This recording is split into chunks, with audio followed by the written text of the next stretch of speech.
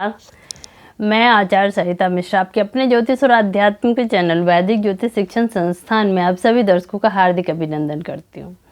सबसे पहले आप सभी को वसंत पंचमी की सरस्वती पूजा की मेरी तरफ से हार्दिक शुभकामना।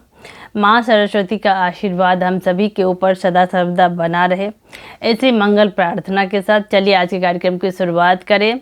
आज मैं आप सभी को इस बार बसंत पंचमी का त्यौहार कब रहने वाला है, इसका शुभ मुहूर्त और टाइमिंग क्या रहने वाला है, इस दिन कौन से शुभ योग का निर्माण हो रहा है, इसका शास्त्रों में क्या महत्व है, बसंत पंचमी का त्यौहार क्यों मनाया जाता है, इसकी पौराणिक कथा क्या है, इसकी पूजा विधि क्या है, इन सभी के बारे में एक करके विस्तार से जानकारी दूंगी।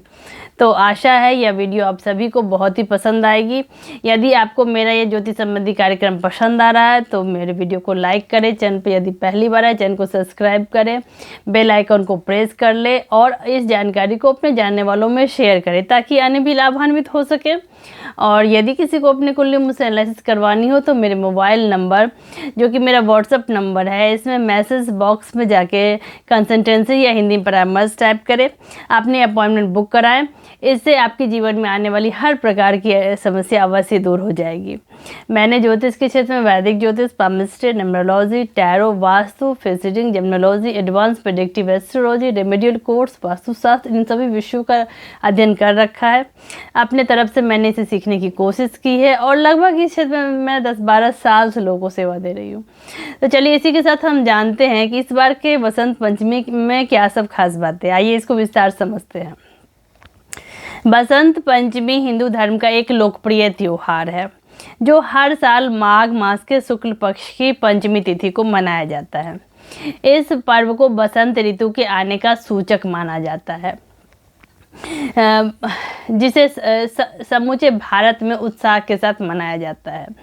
ज्ञान, कला और रचनात्मकता की देवी माँ सरस्वती की पूजा बसंत पंचमी के दिन किए जाने वाले प्रमुख धार्मिक अनुष्ठानों में से एक है।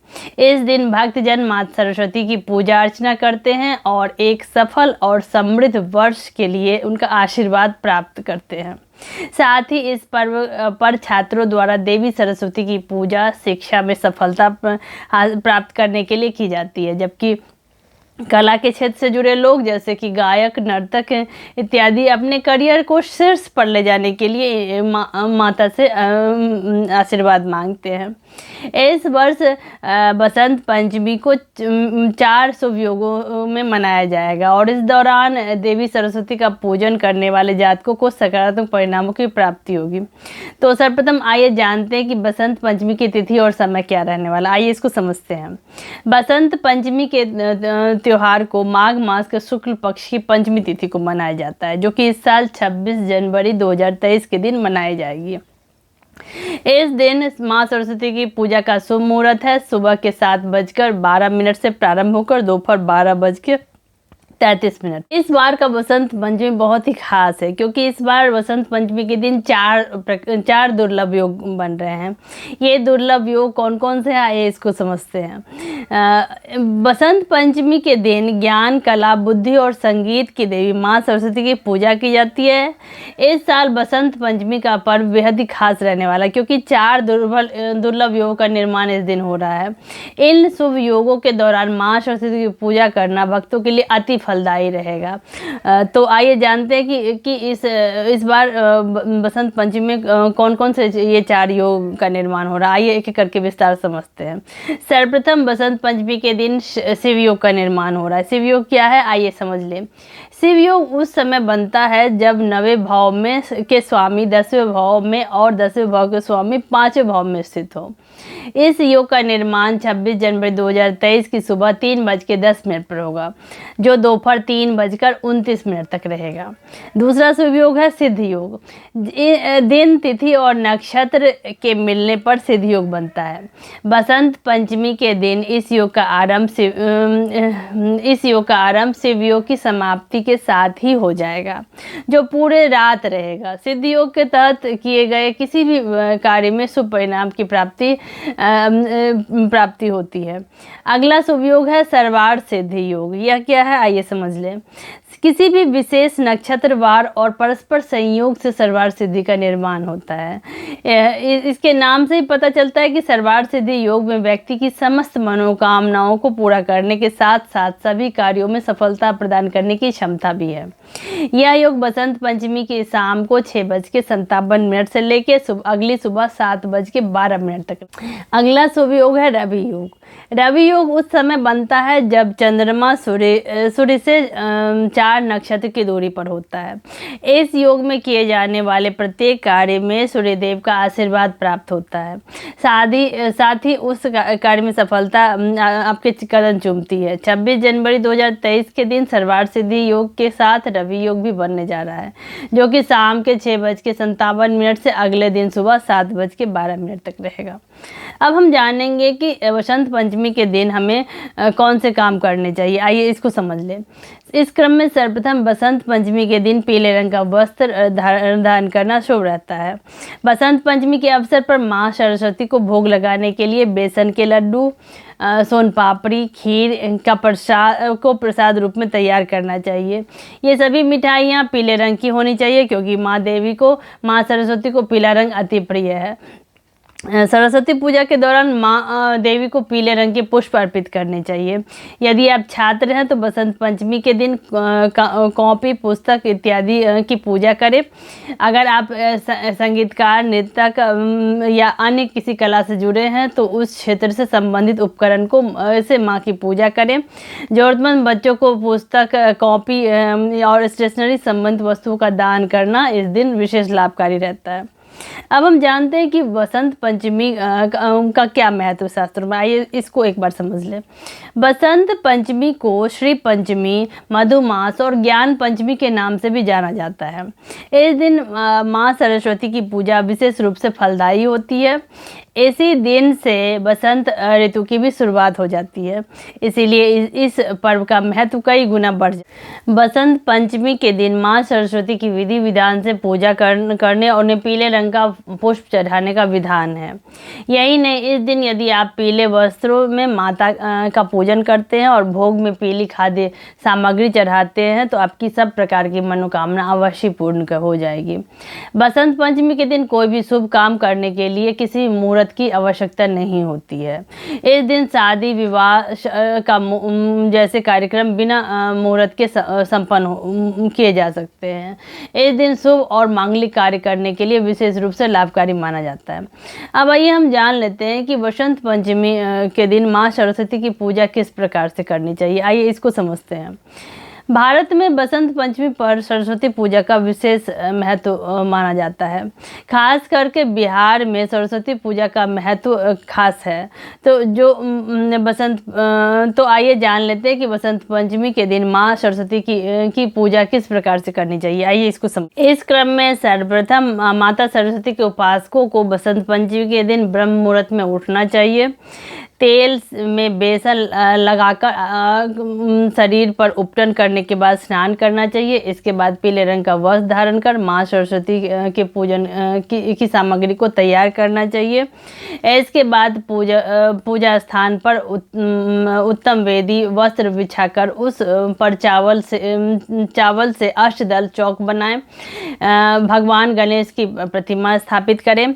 अष्टदल के पृष्ठभाग में जौ और गेहूं की बाली के पूंछ बसंत पूज को जल से भरे हुए कलश के साथ स्थापित करें। बसंत पंचमी में सबसे पहले भगवान गणेश की पूजा का शास्त्र विधान है, इसीलिए सबसे पहले भगवान गणेश की पूजा करें। बसंत पंचमी में रति और कामदेव की भी पूजा करनी चाहिए और हवन करनी चाहिए। हवन करने के पश्चात केसर या हल्दी के मिश्रण की आहुति दें। इस दिन भगवान श्री हरि विष्णु की पूजा का विशेष महत्व है, इसीलिए भगवान विष्णु की पूजा इस दिन करनी चाहिए। इन सारी प्रक्रियाओं में भगवान गणेश की स्थापना भगवान सूर्य सूर्य, भगवान विष्णु, रति, कामदेव और महादेव की पूजा करने के बाद ही माँ सरस्वती का पूजन करें। सबसे पहले अष्टदल पर माता सरस्वती की प्रतिमा स्थापित करें। इसके बाद माता को पीले रंग का वस्त्र के साथ हल्दी, चंदन, रोली, पीली मिठाई, पीले पुष्प, अक्षत और केसर अर्पित करें। इसके अलावा बसंत पंचमी के दिन वाद्य यंत्र और किताबों की भी पूजा करनी चाहिए। इससे माँ सरस्वती प्रसन्न होती है और भक्तों को अपना आशीर्वाद देती है। अब आइए जान लेते हैं कि बसंत पंचमी के दिन कौन सी वस्तुएं खरीदना शुभ रहता है। आइए इसको समझते हैं। इस क्रम में सर्वप्रथम किताब। बसंत पंचमी के दिन कोई भी अच्छी किताब घर लेकर आना चाहिए। माँ सरस्वती विद्या और ज्ञान की देवी है। उनके जन्मोत्सव के दिन किताब या ग्रंथ लाना बहुत ही शुभकारी रहता है। शादी से जुड़ी चीज़ें खरीदना इस दिन लाभकारी रहेगा। धर्म शास्त्रों के अनुसार बसंत पंचमी के दिन भगवान शिव और माता पार्वती का तिलकोत्सव हुआ था, इसीलिए इस दिन विवाह के लिए अबूझ मुहूर्त होता है, यानी कि इस दिन विवाह मुहूर्त निकाले बिना भी शादी की जा सकती है, यानी कि प्रेम विवाह करने वाले जातक इस दिन विवाह कर सकते हैं। इसके अलावा इस दिन विवाह से जुड़ी चीज़ों जैसे कि शादी का जोड़ा, गहने, सुहाग की चीज़ें और अन्य सामग्री खरीदना विशेष लाभकारी रहता है। मान्यता है कि बसंत पंचमी के दिन इन चीज़ों की खरीदारी करने से सौभाग्य की प्राप्ति होती है। पीले रंग की पुष्पों की माला लाना इस दिन लाभकारी रहेगा। माँ सरस्वती को पीला रंग बेहद ही प्रिय है। इस दिन पीला रंग के कपड़े पहनना शुभ रहता है।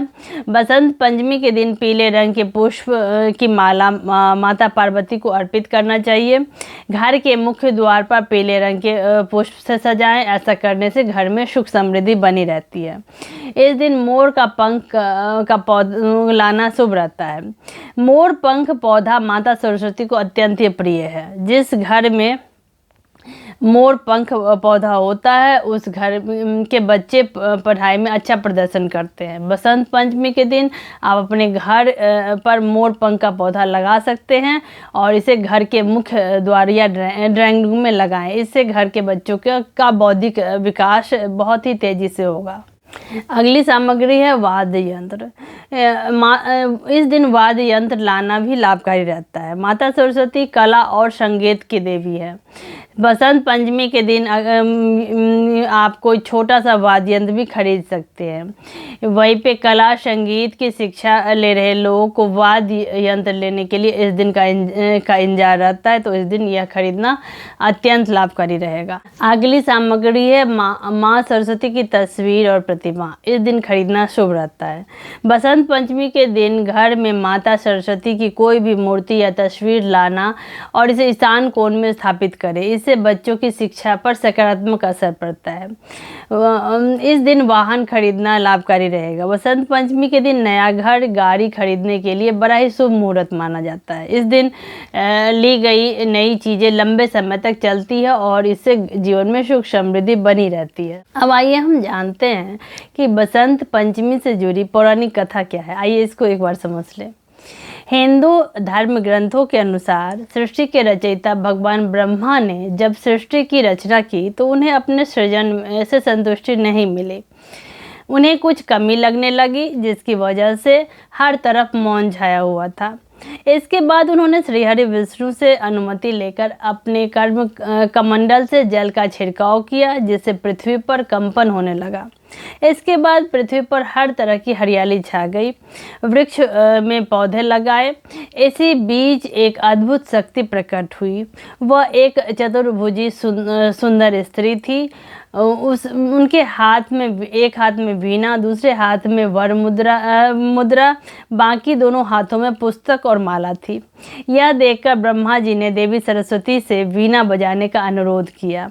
ब्रह्मा जी के अनुरोध पर माता सरस्वती ने मधुर वाणी में वीणा बजाई, जिससे संसार के समस्त जीव जंतुओं को वाणी की प्राप्ति हुई। साथ ही अथाह जल से कोलाहल हो उठा।